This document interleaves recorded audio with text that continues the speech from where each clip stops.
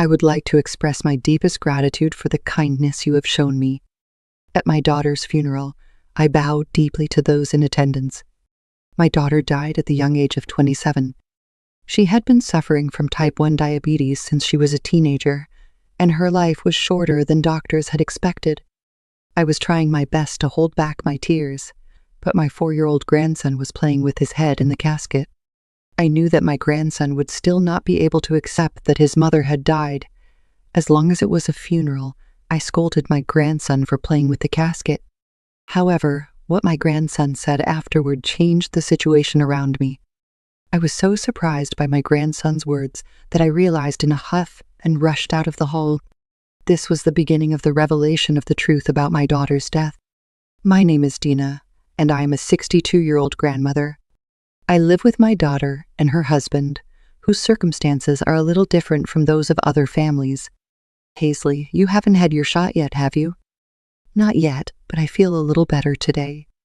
Don't let your guard down. You'll soon get sick like that. Come on, show me your thighs. My daughter is sick in bed, and I and her husband are taking care of her. The name of the disease is type 1 diabetes. Diabetes is often thought of as a disease caused by lifestyle habits, such as eating too much sweet food. However, there are different types of diabetes, and my daughter's disease does not seem to fall into that category. The doctor was not sure of the cause of my daughter's disease, but all he could say for sure was that she had to take insulin injections. Injections are my job 4 or 5 times a day. Sometimes I give injections not only in the thighs, but also in the stomach and shoulders.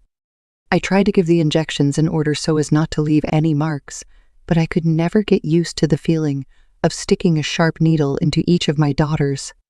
Whenever I see her in pain from the injections, I wonder if I had given birth to her earlier in life, she would not have had to suffer from this disease. At the age of 35, I had my daughter and divorced my husband. She then raised her with my own hands, but when she was still a teenager, she developed type 1 diabetes. I had nothing but loneliness and pain for her, so when she wanted to get married, I didn't object at all. I'm home now, mother-in-law. I was picking up Cynthia. Grandma. My daughter had a baby girl with my husband Shiran. My daughter herself was at risk for illness, but she was prepared for it and gave birth to her granddaughter, Cynthia. Her daughter will be 4 years old this year, and he is living a life free from illness. Today, the kindergarten teacher brought a dog. Oh, you saw a dog again? The teacher said that a dog died at home yesterday, but the dog said love his owner. My granddaughter is just an ordinary girl, but she has one ability that sets her apart from others. She can feel the feelings of animals and people who have just passed away. At first, I dismissed it as the imagination of a small child, but after hearing many similar stories, I came to understand that she can really sense the feelings of people and the motives of the deceased. Although I thought it was a little creepy, my granddaughter seemed to receive only kind thoughts of the spirits, and she never suffered any damage because of this ability. Aside from that, as a grandmother, I loved her on to the hilt, who was really a cheerful and full of energy girl. However, every family has 1 or 2 things that can go wrong, and ours was no exception. Mother-in-law, may I have a word with you? The man in question was my daughter's husband, Ciaran. I told you to put the used medicine in the used bag and give it to me, didn't I? Well, I was going to put them in the bag later. What is it? Is that an excuse? I had a bit of a hard time with him. My daughter's husband is a pharmacist and met my daughter because of her illness. I was included in their house, and he was a bit overbearing towards me. I knew that as a drug expert, he was concerned about my daughter's condition and the safety of my grandchild. I felt that his words were used more as an excuse to vent his usual frustration than as a reminder. Next time, be careful. He would sigh deeply when he had finished his speech, and then leave the room.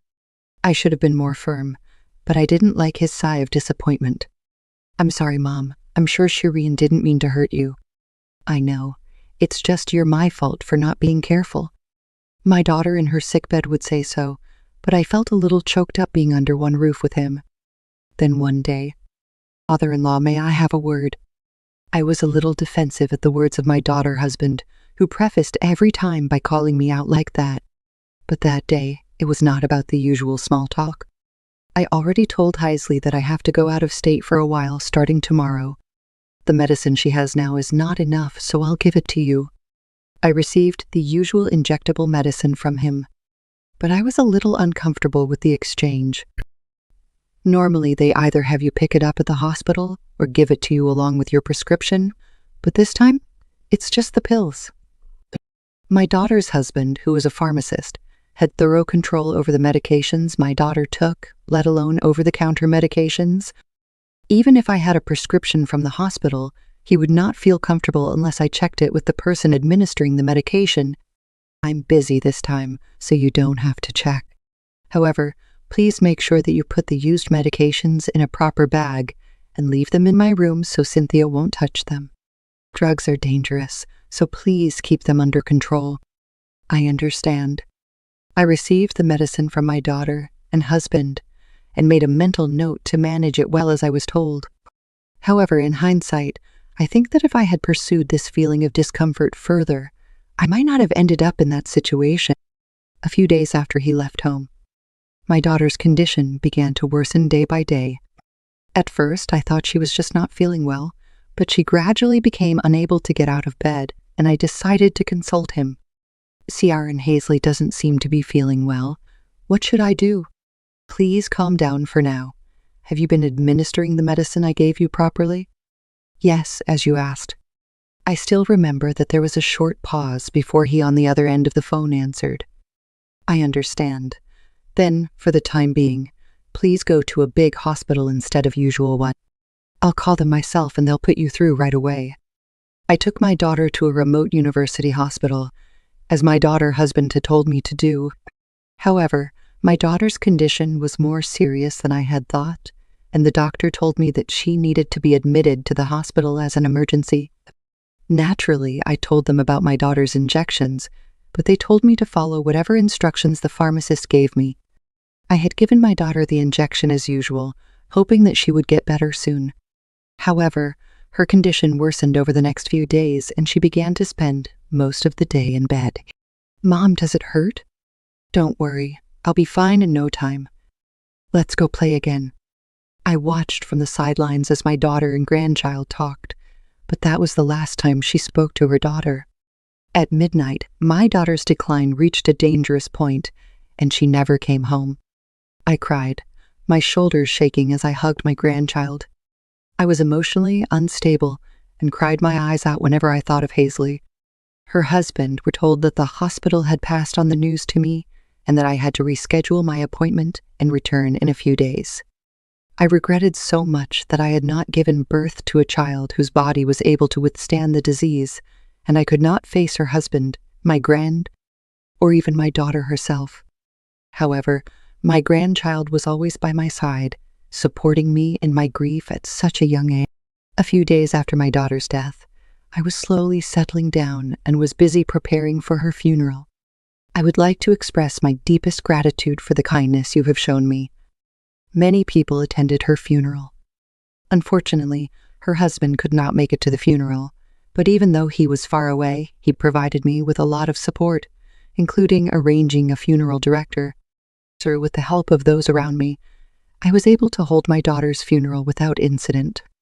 After the speeches were over and the attendees were saying their final goodbyes to my daughter, I looked at my granddaughter and saw that she had stuck his head into the coffin that contained my daughter. I pulled her away from the casket, wondering if she was playing out of boredom, or if she still didn't understand that her mother had died. Cynthia, please say goodbye to your mother. However, she just stared at the coffin with a vacant look on her face and did not seem to be sad. Whenever I saw her like that, I couldn't help but feel sorry for my daughter who had left such a young child behind. However, she acted in a completely different way than I had expected. My mom is here. She points toward the coffin. No, Cynthia, your mother is not. No, she's not. She says she has been stung by a poisonous needle. At this moment, I was remembering my granddaughter's mysterious power. She says she didn't die from the disease, but from the poison. The others saw her words as delusions, but not me. Cynthia, where does your mother say she was stabbed with a poisonous needle? Then she pointed to his thigh, stomach, and shoulders. I realized and hurriedly left the place, even though the funeral was in progress. I knew it was insane, but I knew that if I missed it, my daughter's regret would be forever unforgiven, so I rushed off to a certain place. The setting was our house. A figure slowly unlocked the front door and entered the room. "You're back late, Mr. Ciaran." "Oh, mother-in-law, don't startle me." I was waiting for my daughter-husband in his room. Is Hazley's funeral over yet? I've slipped out. I had something to do. I showed him the used injection pills he had left in his room. Cynthia told me that Hazley had been stabbed with a poisonous needle. "I'm sure there's no other medicine than the one you provided." My daughter's husband had his usual cheerful smile on his lips, but his eyes were fixed on me. "Mother-in-law, you're a little tired. I can't believe you would take such a child's words seriously. I'll change later. Please give me those pills. I don't care if the police say you are not guilty." And at that moment, the police, who had been waiting outside the house, entered the house. Her husband tried to flee in a panic, but were blocked by the police and were unable to move. "We would like to talk to you about your wife's case. Could you voluntarily accompany us?" His expression clouded, and then he broke the window and ran outside. But eventually the police caught him and put him in a police car. Damn it. If only you hadn't been there, it would have been perfect.